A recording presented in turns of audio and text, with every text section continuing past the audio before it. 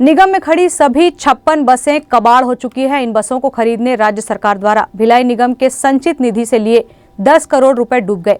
केंद्र सरकार ने ग्रामीण इलाकों को शहर से जोड़ने तथा सस्ते दर पर आवागमन के लिए साल 2015 में ये योजना शुरू की थी।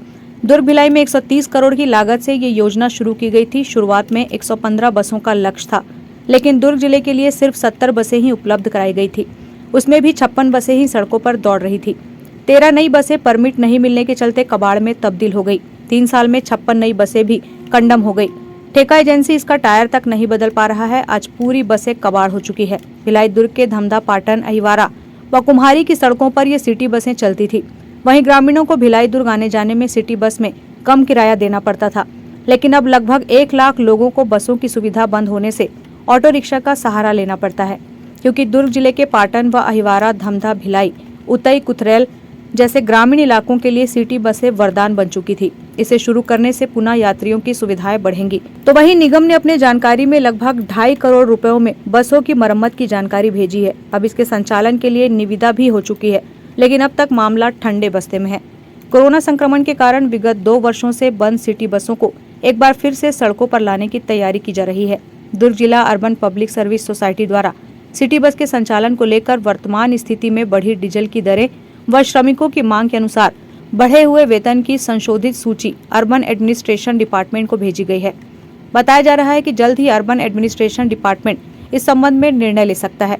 छत्तीसगढ़ अर्बन एडमिनिस्ट्रेशन डिपार्टमेंट द्वारा प्रदेश के सभी जिलों में संचालित सिटी बस सेवा को लेकर जानकारी मांगी गई है। एजेंसी से अधिग्रहण करने के बाद इन बसों के मेंटेनेंस में भी बड़ा खर्च आने का अनुमान लगाया जा रहा है। तो वहीं आम नागरिकों का कहना है कि जल्द से जल्द सिटी बस की सेवाएं शुरू की जाए। हम लोग दुर्ग से आते हैं, जैसे भिलाई जाते हैं, रायपुर जाते हैं तो ऑटो से जाना पड़ता है और ऑटो वाला पैसा भी ज़्यादा लेता है और रुक रुक के जाता है। सिटी बस रहता है तो सिटी बस में कम पैसे में और एक बार में चले जाते थे हम लोग, कहीं दिक्कत नहीं होती थी। ऑटो में जाने से बहुत रोक के और सवारी भरने की वजह से लेट भी हो जाता है ऑटो में जाने से। तो सिटी बस चलती थी तो काफ़ी सुविधा होता था और पैसा भी कम लगता था उसमें। तो प्राइवेट बस वाले क्या है, ज़्यादा पैसा लेते थे और सिटी बस में क्या कम पैसा लगता था और आराम से बढ़िया चले जाते थे बैठ के।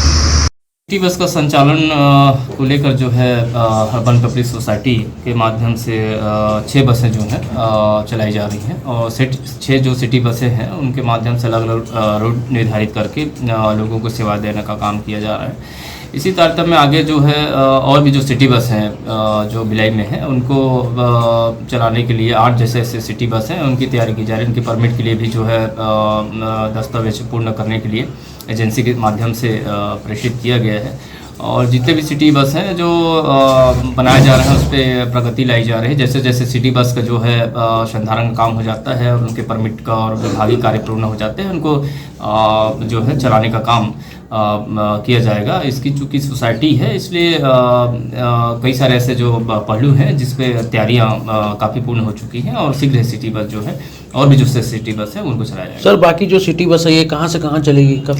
देखिए अभी जैसे ही सिटी बस चालू हो जाता है और सिटी बस की जो विभागीय प्रक्रिया पूर्ण हो जाती है तो इसका रूट भी जल्दी तय कर दिया जाएगा। और चूँकि जो विभिन्न रूट है, जो ट्रैफिक वाले रूट है, जो ऐसे रूट थे जिसमें संचालन होते थे जिनमें वाकई में आवश्यकता है, वैसे लोगों को जो है अर्बन पब्लिक सोसाइटी जो है उसका निर्णय करती है और उसके माध्यम से सिटी बस को चलाया जाएगा। ग्रैंड न्यूज़ के लिए अतुल शर्मा की रिपोर्ट।